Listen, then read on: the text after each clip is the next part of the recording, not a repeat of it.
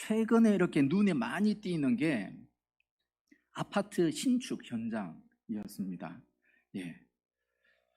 대구 땅에 그렇게 아파트를 지을 곳이 아직도 많이 있었나 생각했는데 시내에도 많더라고요.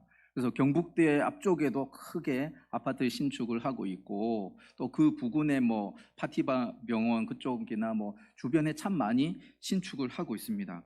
그리고 제가 10년이 지난 것 같은데 봉독교에서도 잠깐 이렇게 교회 사역을 할 때, 그때는 그 교회 주변이 새로 지어진 아파트도 있었지만 교회 바로 옆에는 다 이렇게 골목골목, 작은 골목에 작은 집들이 이렇게 다닥다닥 붙어 있는 그런 곳이었거든요. 근데 최근에 한번 이렇게 그쪽에 갔었더니까 어마어마한 아파트들이 이렇게 세워지고 있더라고요. 그래서 정말 그 지역을 모르는 사람은 이곳이 옛날에 어땠나 뭐 상상할 수 없을 정도로. 그리고 우리도 지금 뭐 영경동에 아파트들이 참 많이 들어왔지 않습니까? 그 옛날에 우리 어른들 이야기 들어보면 거기 다 논이었습니다, 밭이었습니다, 뭐 그렇게 얘기하시더라고요. 근데 우리가 이 아파트를 지을 때, 건설사가 아파트를 지을 때 그냥 덜렁 아파트를 짓지 않습니다. 사람들이 이렇게 분양을 해주고 청약 신청을 받기 위해서는 모델 하우스를 잘 이렇게 지어 놓죠. 그래서 내가 어떤 우리 회사가 짓는 아파트의 모습이 이런 모습입니다 라는 것을 보여줍니다. 그러면서 가장 좋은 물품들, 전자제품들, 가구들을 쫙 배치해 가지고 정말 의리의리한 그런 모델하우스를 이렇게 전시를 하고, 그 아파트 모델하우스를 보고 많은 사람들이 이 아파트가 이렇게 생겼구나, 이런 구조가 있구나, 우리 어른들 말하기에 평수가 잘 나왔다, 평수가 잘 빠졌다, 뭐 이렇게 말씀하시듯이 그런 것들을 평가하지 않습니까?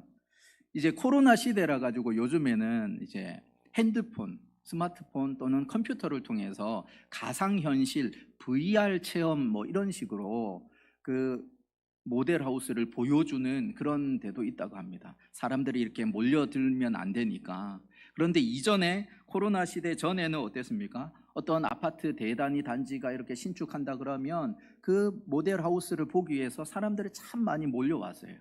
그리고 그렇게 온 사람들에게 또 선물도 주고 기념품도 주고 하면서 이 아파트 꼭 가십시오, 청약하십시오, 그렇게 광고를 하는데, 그 모델 하우스가 우리가 본 그대로 아파트가 지어지는 것은 다른 거죠.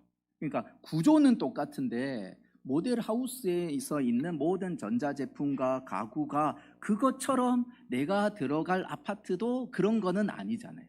그냥 가장 기본적인 골격과 기본적인 레이아웃을 보여주면서 이런 아파트 이제 사십시오, 청약하십시오라고 하는 건데, 하나의 샘플로 보여주는 거죠. 모델 하우스를 통해서 이 아파트가 이런 곳입니다. 마찬가지로 지금 우리가 오늘 읽고 있는 이 사도행전의 말씀의 내용이 하나님 나라를 보여주는 하나의 모델 하우스라는 거예요. 하나님 나라를 누리는 사람들이 어떤 모습인가, 어떤 삶의 모습으로 살아가는가를 보여주는 그 구절이 바로 오늘의 말씀입니다. 그런데 우리가 이 말씀을 읽으면서 함께 나누면서 유의를 해야 될 게 있는데, 우리 한번 보여주시면 한번 같이 읽어보겠습니다. 성도들이 함께 공동생활하는 공동체 집단 생활을 하라는 말씀은 아니다. 아니에요. 이 말씀을 가지고 우리는 믿는 사람들은 다 공동체 생활을 해야 된다, 집단 생활을 해야 된다 라고 주장하는 사람들이 있어요. 그게 교회의 역사에서도 있었고 지금도 그런 사람들이 있고, 또 교회 밖 이단들, 특히나 이단들이 그런 일들을 많이 행했습니다. 우리나라의 근대 역사들 속에서도 이런 집단 생활로 인한 여러 가지 문제들, 뭐 자살 사건이나 살인 사건들이 일어나는 그런 일들이 있었죠. 미국도 존스타운 사건이라고 하는 게 있었습니다.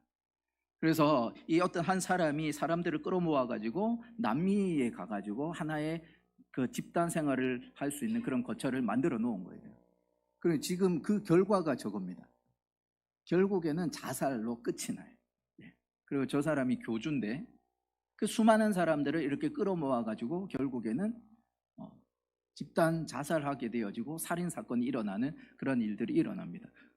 그리고 최근에도 신옥주라고 하는 이 이단 교주가 남미의 피지, 남태평양의 피지에 천국을, 하나님 나라를 건설한다라고 하면서 그 추종하는 사람들을 이렇게 들쑤셔가지고 자기 재산들 다 팔고 그쪽으로 가게 하는 거예요. 근데 가보니까 어때요? 자기 재산들은 자신대로 다 뺏어 가버리고 그냥 가혹한 노동, 혹사를 당하는 그런 일들이 일어나는 거예요. 성경은 이렇게 집단 생활에 대해서 모든 것이 획일화되어지는 그것에 대해서 말씀을 하고 있는 게 아니에요. 하나님께서는 우리 각자를 다 개별적인 그런 자유 속에서 그러나 한 마음을 모으는 공동체를 이야기를 하는 거지, 집단 생활을 말하고 있는 것은 이 구절이 말하고 있는 게 아니라는 겁니다. 그 다음에 두 번째는 이 공산주의를 지지하는 말씀도 아니라는 거예요. 어떤 사람들이 이 말씀을 가지고 함께 벌어가지고 함께 나누어 쓰는, 공동 생산해서 공동 분배하는 그런 공산주의의 하나의 그런 원시적인 모습을 보여주는 거다라고 주장하는 것이 사람들이 있는데 아니라는 거예요. 획일적인 그러한 집단, 그러한 공산주의, 그것을 이야기를 하는 것이 아니라, 우리 성경을 한번 보면 2장 44절이나 4장 32절 보면 믿는 사람이 다 함께 있어 모든 물건을 서로 통용합니다. 그래서 요 말을 이렇게 문자적 그대로 이렇게 보면 집단 생활을 하나보다 라고 이렇게 생각을 할 수가 있는데, 요 말씀을 계속 이어지는 내용들을 한번 보면 45절이나 4장 34절이나 35절을 보면 재산의 소유를 뭐 해요? 팔아서 나누어 줍니다.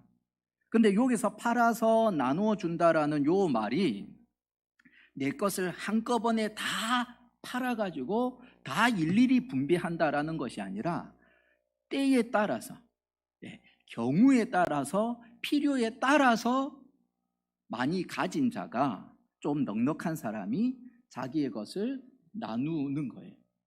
근데 나누는 일도 그냥 내가 개인으로 하기에는 뭔가 문제가 생기니까 어떻게 해요? 사장에 가보니까 사도들에게 맡기는 거예요. 사도들에게 우리 공동체 안에 참 힘든 분들이 있다고 하는데 제가 이런 게 있어서 이거 좀 나누고 싶습니다 라고 하는 거예요. 바나바가 그러지 않았습니까? 바나바가 자기가 갖고 있는 밭과 소유를 팔아서 이렇게 가난한 일을 나누어 줘요. 근데 그 나누어 준다라고 하는 것은 그냥 한꺼번에 다 팔아가지고 내 재산 아예 싹 몰아서 파는 것이 아니라 그 상황에 따라서 내 공동체 속에 어려운 분들이 있을 때 그렇게 나누어 주는 일들을 해가는 겁니다. 그래서 6장 1절을 보면 초대교회가 경제적인 활동을 못하는 과부들을 돕는 일들을 하고 있어요. 그 당시에 남편이 없는 과부들은 경제 활동을 할 수 없기 때문에 생존의 문제가 달려 있는 거예요. 그래서 교회 공동체가 구제를 하는 겁니다. 구제를 하는데 이 헬라파 유대인 과부들이 좀 이렇게 소외되는 일들이 생기는 거예요. 그러니까 좀 문제가 일어나고 원망을 듣는 일들이 일어나는 그 모습이 나타나는데, 만약에 집단 생활을 하고 있다면 이런 일이 일어날 수가 없겠죠. 모두가 다 재산 다 뭉쳐가지고 다 각각 집단 생활을 하고 있으면 구제에서 빠지시는 분들이 없죠.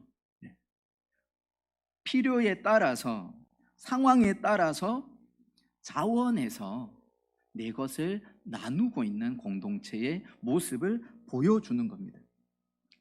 우리 공동체 속에 가난한 자가 있고 어려운 자가 있고 특별히 인생의 삶의 위급한 상황에 처한 사람들이 있을 때에 우리 교회들도 그러지 않습니까? 특별히 우리가 좀 마음을 모아서 도왔으면 좋겠다라고 해서 특별 헌금을 할 때도 있고, 또 우리가 정기적으로 구제 헌금을 통해서 작은 금액이지만 정기적으로 계속해서 이렇게 살피고 있지 않습니까? 또 우리 사랑의 김치 이런 걸 통해서도 이렇게 살피고 있습니다. 그래서 이렇게 자신의 소유를 자발적으로, 나의 가족이 아니라 주 안에서 가족이기 때문에 나누는 공동체, 그게 하나님 나라의 모습이라는 거예요. 그리고 이러한 모습은 세상이 도무지 흉내낼 수 없습니다. 자기 것을 더 채우기 위하여서, 자기 것을 더 가지기 위하여서 그렇게 치열하게 살아가는 세상 앞에 그리스도 안에서 한 가족이 되었기 때문에 내가 내 것을 나누는 그 자리, 사랑하니까 섬기게 되고, 사랑하니까 나누게 되어지고, 사랑하니까 서로 돌보게 되어지는 그 모습을 우리에게 보여주고 있습니다. 특별히 누가복음 12장 33절을 보면 예수님께서 너희의 소유를 팔아서 자선을 베풀어라 말합니다. 그러면서 하늘에다가 재물을 쌓아두라 그렇게 말해요. 이 세상의 재물은 어때요? 시간이 가면 없어져요. 내가 아무리 부여잡고 있으려 할지라도 내가 이 땅을 떠날 때 그 재물은 내 것이 되지 않습니다. 근데 주님께서 하늘에 쌓아두라. 그게 뭐예요? 가난한 이들을 살피고 섬기는 것. 신명기에도 이렇게 말합니다. 당신들 가운데 가난한 사람이 없게 하십시오. 왜요? 이스라엘이라고 하는 나라가 하나의 샘플이기 때문에, 온 열방에 하나님 나라를 보여주는 샘플이기 때문에 가난한 자들, 어려운 자들을 돌아보면서 그 하나님 나라를 세워가라 우리에게 말씀하고 있습니다. 지금 초대교회의 성도들이 바로 이런 하나님 나라를 누리고 있는데, 이 하나님 나라를 누리는 사람들의 그 모습이 좀 적나라하게 축약해서 정리되어져 있는 구절이 42절의 말씀입니다. 우리 2장 42절의 말씀 같이 함께 읽겠습니다. 시작. 그들이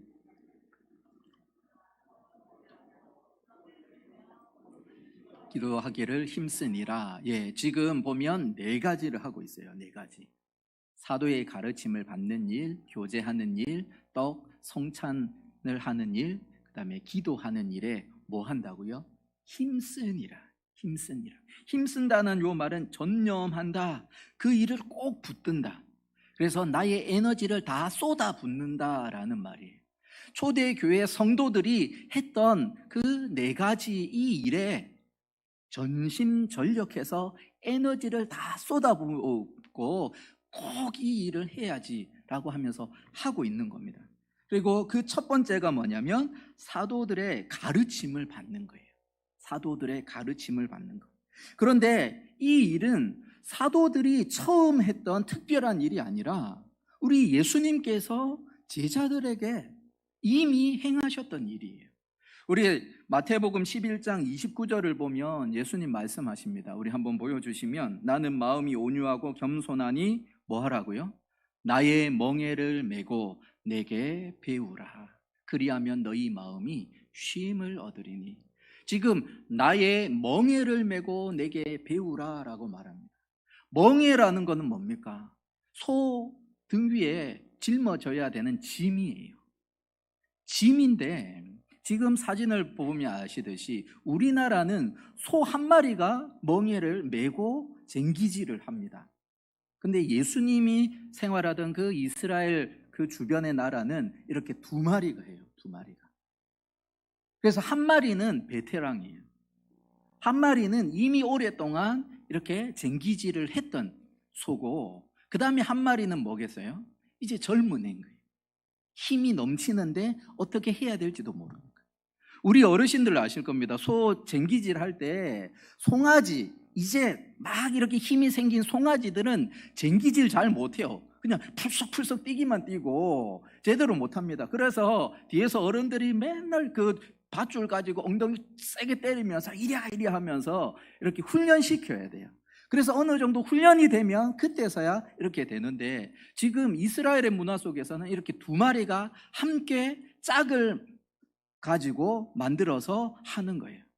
지금 예수님이 나의 멍에를 메고 내게 배우라라고 하는 게 뭐냐면, 예수님이 베테랑이 되어서 내 삶을 인도해 가실 때에 함께 짝을 맞추어서 가는 거예요.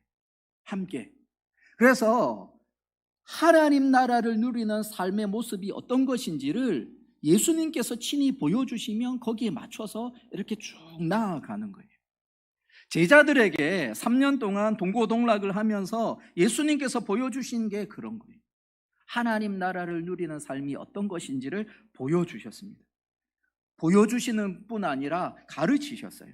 우리 사도행전 1장 3절을 보면 부활하신 예수님이 바로 승천하시지 않아요. 40일 동안 제자들과 함께 합니다.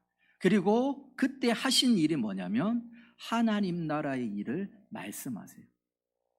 우리 이번 주 목요일에 수능 시험이 있습니다. 우리 아이들 이제 수능 시험이 이렇게 다가오면 어떻게 합니까? 새롭게 공부 안 해요. 최종 복습합니다. 이미 배웠던 거 최종 복습을 해요. 지금 예수님께서도 이 땅에 남겨질 제자들에게 승천하시기 전에 최종 복습을 시키시는 거예요. 하나님의 말씀을 최종 복습시켜서 무장시키고 준비시키는 겁니다. 그래서 우리가 이 사도행전의 이 시점을 기점으로 해가지고 복음서에 나타난 제자들을 보면 참 우리하고 그렇게 별반 다름이 없는 것 같아요. 연약하고 부족해요. 그리고 때로는 어리석어요. 그런데 사도행전 이후에 사도들, 제자들의 모습을 보면 마치 예수님처럼 그 사역을 감당합니다. 당당하게 하나님의 말씀을 증거합니다. 막힘없이 말씀을 증거해요. 그래서 산헤드린 공회원들이 베드로의 모습을 바라보면서 저 친구 어부 생활하던 저 친구고 제대로 배우지 못한 그런 친구인데 어떻게 저렇게 탁월하게 말씀을 전하고 있지라고 의아해하는 그런 모습을 볼 수 있어요. 왜요? 최종 복습을 잘한 거예요. 하나님 나라의 그 말씀을 최종 복습을 잘 해놓은 거예요. 우리 사도행전에 보면 사도들뿐만 아니라 집사님들도 복음을 전하는 일에 어느 하나 뒤처지지 않습니다. 우리 스데반 집사님 아시잖아요. 사도행전 6장에 보면은 그 스데반 집사님이 설교를 하는 내용이 나오는데 구약에서부터 해서 예수님의 그 죽음에 이르기까지 쫙 설명을 해요. 또 그 이어서 빌립 집사님은 어떻습니까? 사마리아 성에서 복음을 증거합니다. 그리고 광야에 갔을 때 에디오피아의 내시를 만나요. 그리고 이사야의 말씀을 가지고 이렇게 고민하면서 이게 무슨 뜻일까 이렇게 상고하는 그 내시에게 빌립 집사님이 자세하게 하나님의 말씀의 의미를 전해줘요. 왜 그런 일이 일어납니까? 바로 사도의 가르침, 하나님의 말씀을 배우는 그 일에 전념했기 때문에 그렇습니다. 하나님의 나라를 누리는 사람은 말씀에 무지한 사람이 아니에요. 하나님의 말씀에 탁월한 사람들이 하나님 나라를 누리게 됩니다.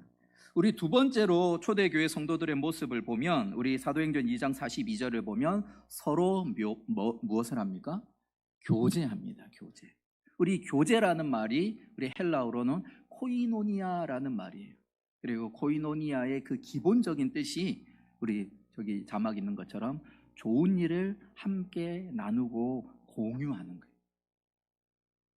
믿음의 사람들에게 있어서 좋은 일이 뭘까요? 내가 이번 주에 생각지 못하게 맛집을 찾았네.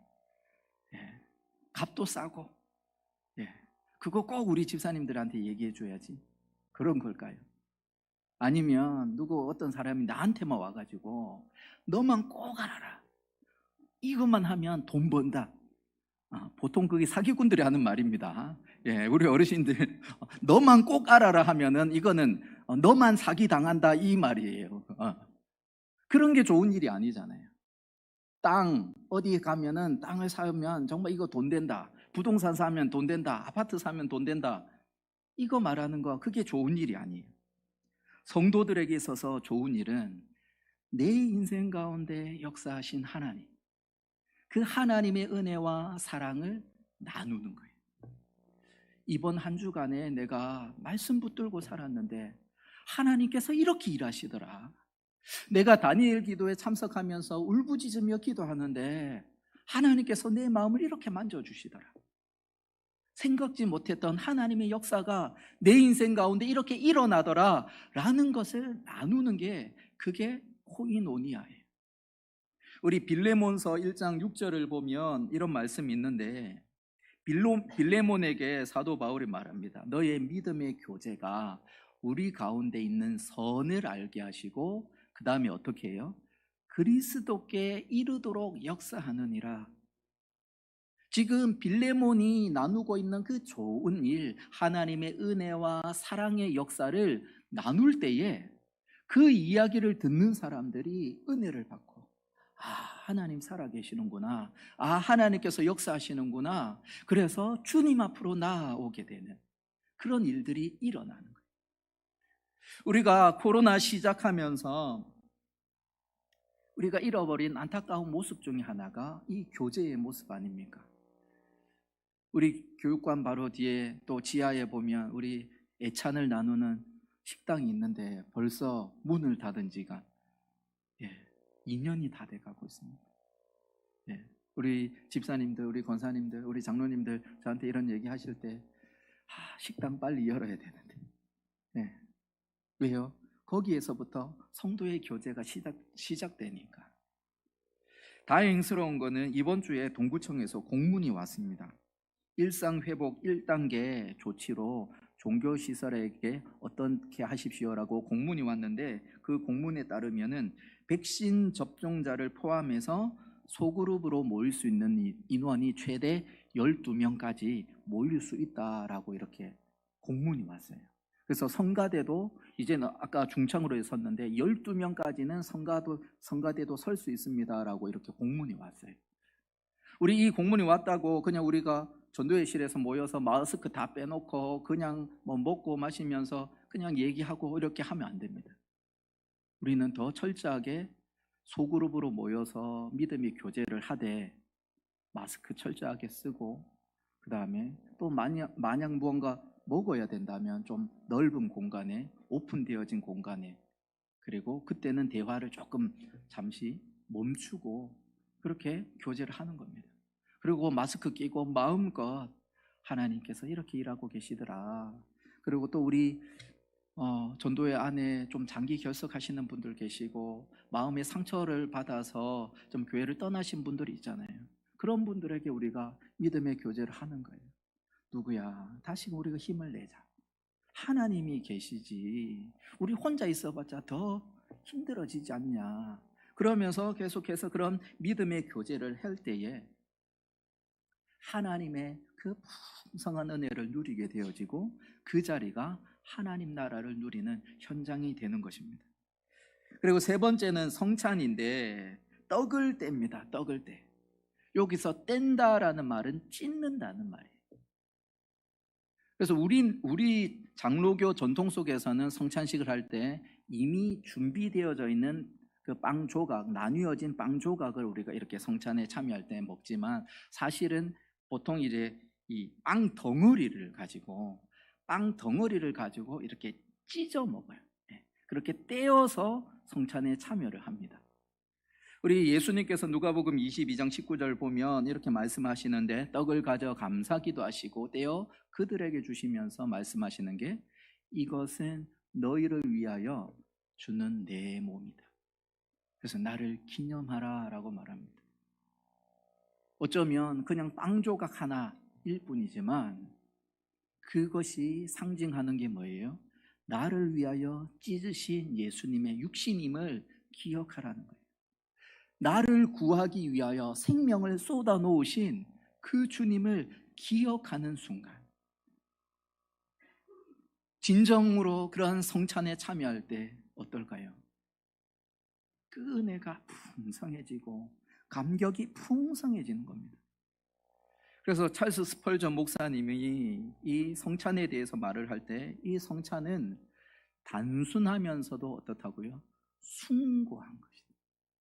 정말 어쩌면 그냥 빵 찢는 행위일 뿐이고 포도주 이렇게 나누는 것 뿐인데 그 단순한 행위가 바로 숭고한 예수 그리스도의 죽음을 보여주고 우리가 그 사랑을 입은 자라는 것을 보여주는 현장이기 때문에 숭고한 것이다 라고 말합니다.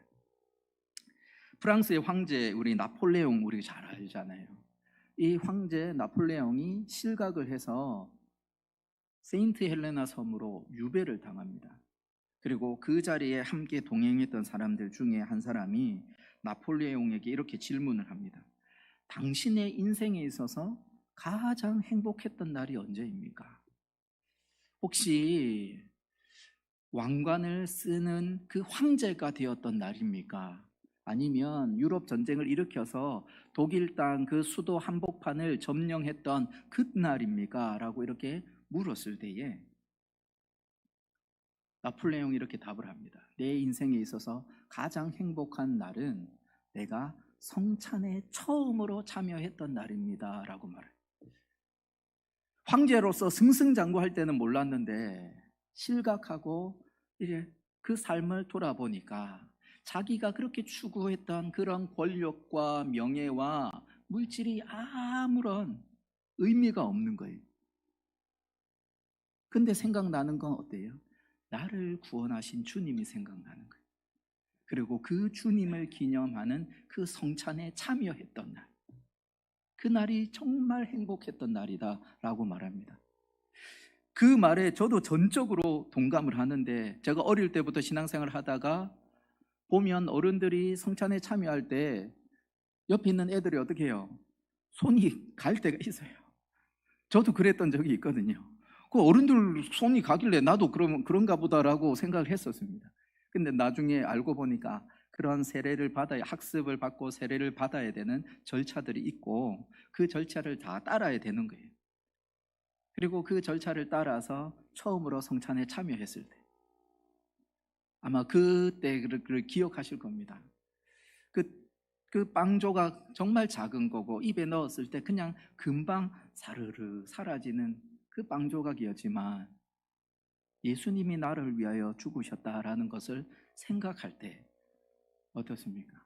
아, 이제는 내 마음대로 살아가는 인생이 아니고 내 뜻대로 내 욕망대로 살아가는 인생이 아니라 내 속에 계신 주님과 함께 동행하면서 살아가는 삶이 되어야구나 라고 결단하지 않으셨습니까? 초대교회 성도들이 그렇게 성찬을 통하여서 나를 구원해 주신 주님, 그 주님의 은혜와 사랑을 늘 누리면서 살아가니까 핍박과 박해 앞에서도 하나님 나라를 누리는 삶으로 그렇게 그 인생이 빚어졌던 것입니다. 우리 마지막으로 초대교회 성도들이 힘써 지켰던 것은 바로 기도입니다. 기도는 우리가 말 안 해도 너무나 잘 알잖아요. 기도에 힘써야 되는데, 우리 사도행전 1장 4절을 보면 예수님께서 승천하시기 전에 40일 동안 모든 최종 복습 하나님 말씀 다 가르치신 이후에 하시는 말씀이 예루살렘을 떠나지 말고 아버지께서 약속하신 것을 기다리라 라고 말씀하십니다. 그리고 여기서 말씀하는 아버지께서 약속하신 것은 보혜사 성령님이세요. 우리의 구원을 이렇게 깨닫게 하시고 말씀을 깨닫게 하시고 우리의 삶을 인도하시는 그 보혜사 성령님을 기다리라 그렇게 말씀하셨고, 그 말씀에 따라서 12절, 13절, 14절을 보면 승천하신 예수님을 보고 돌아온 이후에 마가의 다락방에서 제자들이 모입니다. 그리고 여인들이 모여서 뭐해요? 마음을 같이하여 오로지 기도에 힘써요. 단순히 내 삶의 여러 가지 필요를 위해서 기도할 수 있습니다. 그러나 우리가 정말 기도해야 될 것은 하나님께서 약속하신 보혜사 성령님께서 내 인생 가운데 놀랍게 일하시도록 성령 충만한 자가 되어질 수 있도록 기도해야 된다는 거죠. 우리 베드로를 보면 참 찌질한 모습이었고, 예수님 잡히시는 그때 보면 저 사람이 수제자 맞나? 라고 생각할 정도로 안타까운 모습이었지만, 이렇게 기도할 때에 사도행전 2장에 보면 오순절 성령 강림 사건이 일어나죠. 기도하는 각 사람 가운데 성령께서 불의 혀와 같이 임하십니다. 그리고 성령 충만한 베드로 어떻습니까? 전혀 딴 사람이 되어져 버리잖아요. 전혀 딴 사람이 되어서 당당하게 예루살렘 성에서 서서 수많은 사람에게 복음을 전합니다. 3,000명이 회개하고 5,000명이 주님께로 돌아오는 놀라운 역사가 일어나요. 성령 충만할 때 내 상황과 환경을 뛰어넘어서 하나님 나라를 누릴 수 있습니다. 성령 충만할 때에 핍박과 박해의 시대 속에서도 굳건하게 믿음을 지킬 수 있습니다. 성령 충만할 때에서만 예수 그리스도와 함께 동행하면서 살아갈 수 있습니다. 그리고 이렇게 하나님을 누리며 살아갔던 초대교회의 모습의 결과가 어떠냐? 우리 47절의 말씀 한번 같이 읽어보겠습니다. 2장 47절 시작. 하나님을 찬미하며 또 온 백성에게 칭송을 받으니 주께서 구원받는 사람을 날마다 더하게 하시니라. 아멘. 예, 하나님 나라를 누리는 초대교회 성도들이 하나님께 영광을 올려드립니다. 나를 구원해 주신 그 은혜, 나에게 복음의 말씀을 증거해 주신 그 은혜, 그것을 생각할 때 하나님께 찬미를 올려드려요. 그리고 하나님 나라를 누리고 살아가는 그 모습을 바라보며 주변의 사람들이 칭찬하는 거예요. 야, 저 사람들 다르구나. 저 사람들 우리와 같은 줄 알았는데 뭔가 다른 것들이 있구나. 왜 저 사람들의 얼굴에는 그렇게 기쁨이 넘치냐? 왜 저 사람들의 삶을 보면 나보다 더 힘들게 사는 것 같은데, 나보다 더 웃음소리가 더 넘쳐나고 기쁨의 소리가 더 넘쳐나냐? 바라보니까 하나님이 계신 거예요. 그리고 함께 나눌 수 있는, 교제할 수 있는 믿음의 공동체가 있는 거예요. 성령 충만한 가운데 그 구원의 감격 속에 있으니까 내가 처한 상황이 힘들어도 어려워도 하나님 때문에 기뻐하고 즐거워하는 그 모습을 보니까 온 백성들이 칭송하는 거예요. 야, 저 사람들 대단하다. 야, 저 사람들 참 아름다운 삶을 살아가는구나. 그러니까 어때요? 자연적으로 구원받는 성도의 수가 더해가는 거예요. 우리가 하나님 나라를 누리는, 그리고 하나님 나라를 나누는 모델하우스로 우리가 살아갈 때에 우리의 삶을 통하여서 하나님께서 영광 받으십니다. 그리고 온 나의 주변의 사람들이 나를 바라보면서 저 사람 참 다르구나. 나도 저 사람처럼 살아가고 싶구나. 그 비결이 뭐요? 라고 물을 때 우리는 당당하게 하나님 때문에, 나를 구원하신 예수님 때문에 내가 어떤 상황 속에서도 이렇게 기뻐할 수 있습니다. 또한 내 주변에 좋은 동역자들, 믿음의 공동체가 있어서 내가 힘이 빠지고 어려울 때 나를 기도해주고 나를 도와주는 그들이 있어서 내가 이렇게 행복합니다 라고 말할 때 그들 또한 하나님 앞으로 돌아오지 않겠습니까? 하나님 나라를 누리고 하나님 나라를 나누는 우리를 통하여 하나님께서는 일하실 것입니다. 사도행전의 이 초대교회의 이 하나님 나라 모델하우스, 여기서 끝나는 것이 아니라 우리 지묘교회를 통하여서 하나님 나라를 누리는 모델하우스 되기를 소원합니다. 그래서 하나님께 영광 올려드리고 온 백성들로부터 칭찬을 받으며 구원받는 수가 날마다 더해가는 놀라운 역사가 일어나는 교회, 바로 우리 교회가 되기를 주의 이름으로 축원드립니다. 아멘.